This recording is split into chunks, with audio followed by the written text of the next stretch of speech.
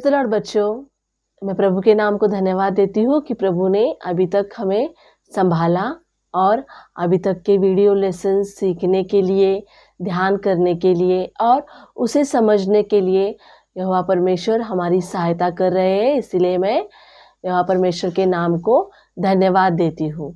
तो बच्चों, आज हम हमारा अगला लेसन देखने वाले हैं। अगले लेसन की शुरुआत करने से पहले हम प्रार्थना करेंगे।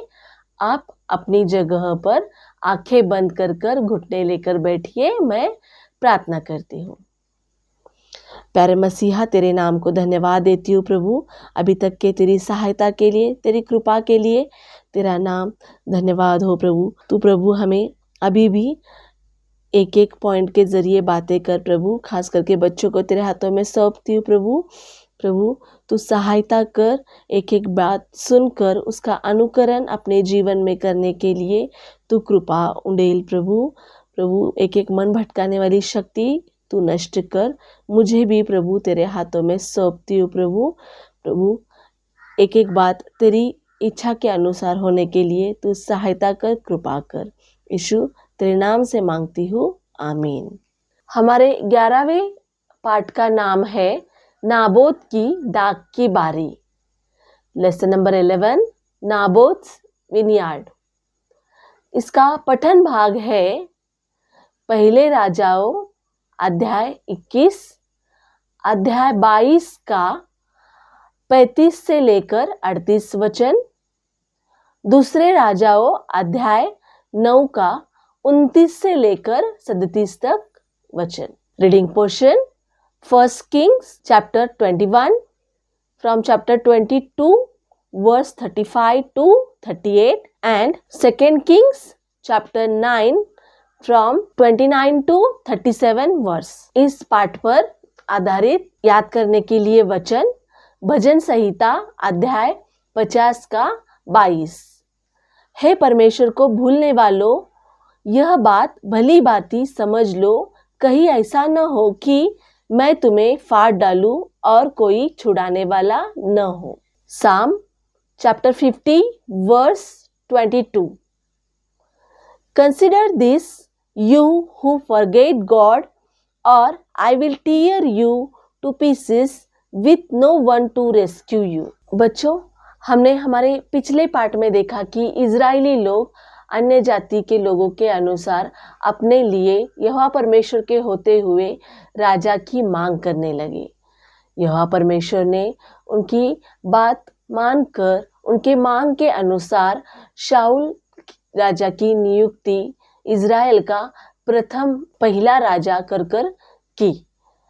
उसके बाद बच्चों हमने देखा कि शाऊल राजा ने यहोवा परमेश्वर की आज्ञा का पालन नहीं किया, इसीलिए यहोवा परमेश्वर ने उसे राजा के रूप में नापसंद कर यहोवा परमेश्वर ने यशे के सबसे छोटे पुत्र दाऊद को इजराइल का अगला राजा कर नियुक्त किया। बच्चों, हमने देखा कि दाऊद राजा सबसे छोटा था और वो एक लड़का ही था। और बच्चों, हमने हमारे पिछले पार्ट में देखा कि यहोवा परमेश्वर जो है वह मनों को जांचता है। इंसान बाहरी रूप देखता है, लेकिन यहोवा परमेश्वर मनों को जांचता है। तो बच्चों, दाऊद जो था वो यहोवा परमेश्वर के मन के अनुसार राजा था। वह हमेशा जब भी वह अकेला रहता था, जब कभी भी उसे समय मिलता था, वह हमेशा यहोवा परमेश्वर की स्तुति गाया करता था, आराधना किया करता था और हमेशा यहोवा परमेश्वर को धन्यवाद दिया करता था। बच्चों, दाऊद ने अपने भेड़ों को सिंह और भालू के हाथों से छुड़ाया। फिर हमने देखा कि दाऊद किस तरह गोलियत से लड़ने के लिए तैयार हो गया। दाऊद राजा ने यहोवा परमेश्वर पर विश्वास रखते हुए, उससे न डरते हुए वह गोलियत का सामना करने के लिए आगे बढ़ा और उसने गोलियत को मारकर सारे पलिश्ती लोगों के ऊपर जय प्राप्त किया। तो यह बात बच्चों हमने हमारे पिछले लेसन में देखा है। अब बच्चों, हम इस लेसन की शुरुआत करते हैं। दाऊद के बाद दाऊद का पुत्र सुलेमान इजराइल राज्य पर राज्य करने लगा। सुलेमान के शासनकाल के बाद इज़राइल राज्य 2 हिस्सों में विभाजित हो गया। इज़राइल के 12 गोत्रों में से 10 गोत्र इकट्ठा होकर इज़राइल राज्य बन गया। तो बच्चों ये देखो यहाँ पे जो पूरा इज़राइल राज्य था वह 2 हिस्सों में बट गया और इज़राइल के 10 गोत्र इज़राइल राज्य में रहने लगे और जो 2 गोत्र थे वो 2 गोत्र यहूदा राज्य में रहने लगे। इज़राइल की राजधानी सामरिया थी और यहूदा की राजधानी यरूशलेम थी। इसी तरह समय बीतने लगा और इज़राइल राज्य पर एक के बाद एक राजा राज्य करने लगा। अब इज़राइल पर अहाब राजा राज्य कर रहा था और यह राजा अब तक के सब राजाओं से बढ़कर यहोवा की दृष्टि में इसने बुरा किया। इसने सिदोनिया के राजा एतबाल की बेटी इजबेल के साथ विवाह किया और वे दोनों बाल देवता की उपासना करने लगे और उसे दंडवत करने लगे। अहाब ने बाल देवता के लिए एक वेदी बनाई और एक मंदिर बनाया और वे दोनों उसे पूजने लगे। अहाब राजा जीवित परमेश्वर को छोड़कर बाल की उपासना करने लगा और वे लोगों को भी बाल की पूजा करने के लिए, उसको दंडवत करने के लिए लोगों से वे कहने लगे। इज़राइल में राजा अहाब के राजमंदिर के पास नाबोत नाम के एक व्यक्ति की दाख की खेती थी। अहाब इस दाख की बारी को साग पात की बारी बनाना चाहता था, इसलिए वह नाबोत से दाख की बारी मांगने लगा और उससे कहने लगा। तो बच्चों यह देखो इमेज में यहाँ पर यह नाबोत है और यह अहाब राजा है और यह उसकी दाख की बारी है, दाख की खेती है। तो बच्चों यहाँ पर अहाब नाबोत से कहने लगा कि तू मुझे अपनी दाख की बारी दे दे, उसके बदले में मैं तुझे एक अच्छी सी वाटिका दूंगा या फिर तेरी इच्छा के अनुसार मैं उस बगीचे का एक अच्छा मोल दे दूंगा। लेकिन बच्चों यहाँ पर नाबोत अहाब से कहने लगा कि मैं अपनी पुरखाओं की जमीन तुझे नहीं दूंगा, क्योंकि बच्चों नाबोत जानता था, परमेश्वर का वचन जानता था कि कोई इज़राइल का गोत्र अपना भाग छोड़कर दूसरे भाग में नहीं जाना चाहिए। हर एक इज़राइली को अपने अपने ही गोत्र के भाग में ही रहना चाहिए। इसीलिए बच्चों यहाँ पर नाबोत अपनी जमीन अहाब राजा को देने से मना करने लगा। नाबोत की यह बातें सुनकर अहाब राजा का मन अप्रसन्न हो गया और वह वहाँ से उदास होकर अपने महल में चला गया और वहाँ पर बिछौना ओढ़कर वह लेट गया और वह खाना भी नहीं खा रहा था। तो बच्चों यह देखकर रानी इजबेल उसे समझाने लगी और इजबेल अहाब से कहने लगी कि वह उसे नाबोत की दाख की बारी दिलाएगी। इसके बाद बच्चों इजबेल ने अहाब के नाम पर एक चिट्ठी लिखी और उस पर अहाब राजा के अंगूठी की मुहर लगाकर वह चिट्ठी नाबोत के नगर में उसके पुरनियों या मुखियों के पास उस चिट्ठी को उसने भेज दिया। तो बच्चों यह देखो, यह रानी इजबेल राजा अहाब के नाम पर चिट्ठी लिख रही है, उसके नाम से चिट्ठी लिख रही है और यह राजा का मुहर उस चिट्ठी पर लगा रही है। तो यह चिट्ठी बच्चों उसने नाबोत के नगर में उसके पुरनियों के पास भेज दिया। उस चिट्ठी में यह लिखा था कि उपवास का प्रचार करो और नाबोत को सभी लोगों के बीच ऊंचे स्थान पर बैठाओ और 2 पुरुषों को साक्षी देकर ठहराओ और नाबोत ने परमेश्वर और राजा के विरुद्ध निंदा की है, इसलिए उसे पथराव कर उसे मार डालो। तो बच्चों चिट्ठी की यह बातें सुनकर सारे लोग इस गलत इंजाम को सही मानकर नाबोत के ऊपर पथराव करने लगे। तो बच्चों यह देखो इमेज में यहाँ पर, तो यहाँ पर बच्चों सारे लोग नाबोत के ऊपर पथराव कर रहे हैं और पथराव करके उन्होंने नाबोत को मार दिया। जब अहाब राजा ने नाबोत के मृत्यु के बारे में सुना तब वह दाख की बारी अपने अधिकार में ले लेने के लिए वहां से निकला। जब वह दाख के बारी के पास पहुंचा तब परमेश्वर का नबी एलिया उसके पास आया और उसने अहाब राजा से कहा, क्या तू घात कर कर दाख की खेती अपने अधिकार में लेने के लिए यहाँ पर आया है? जिस स्थान पर नाबोत का लहू कुत्तों ने चाटा है उसी स्थान पर तेरा भी लहू कुत्ते चाटेंगे। तो बच्चों यह बात सुनकर अहाब राजा अंदर से टूट गया और उसने अपने वस्त्र फाड़ डाले और वह टाट ओढ़कर उपवास करने लगा, पश्चाताप करने लगा और परमेश्वर से प्रार्थना करने लगा। तो बच्चों यह देखकर यहोवा परमेश्वर ने एलिया से कहा कि देख अहाब राजा मेरे सामने नम्र हो गया है, इसीलिए वह जीवित रहते समय मैं उसके परिवार पर यह विपत्ति नहीं डालूंगा, बल्कि उसके मरने के बाद उसके पुत्रों के समय में मैं उसके घराने को दंड दूं। कुछ दिन बीतने के बाद इजराइल का राजा और यहूदा का राजा दोनों मिलकर सीरिया के साथ अरामियों के साथ युद्ध करने लगे। इस युद्ध में एक तीर आकर अहाब को लग गया।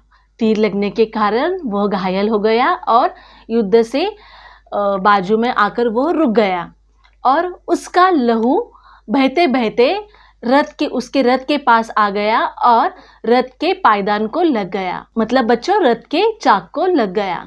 फिर वह शाम होते ही अहाब राजा वहां पर मर गया।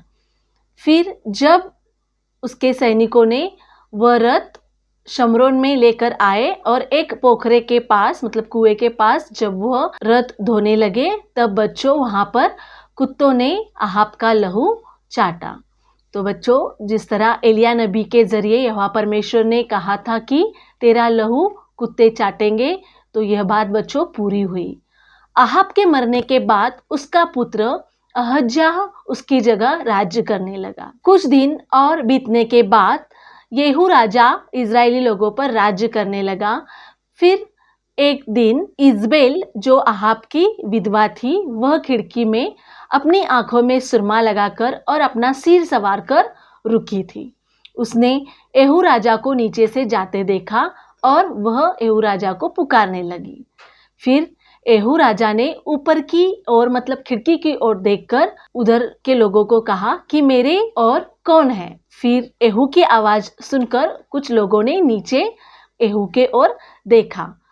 फिर जब वह लोगों ने येहू के पास देखा तब येहू राजा ने उनसे कहा कि उस स्त्री को नीचे गिरा दो। तब उस लोगों ने इजबेल को वहां से नीचे गिरा दिया और उसके बाद येहू राजा जाकर अपने घर में खाने पीने लगा।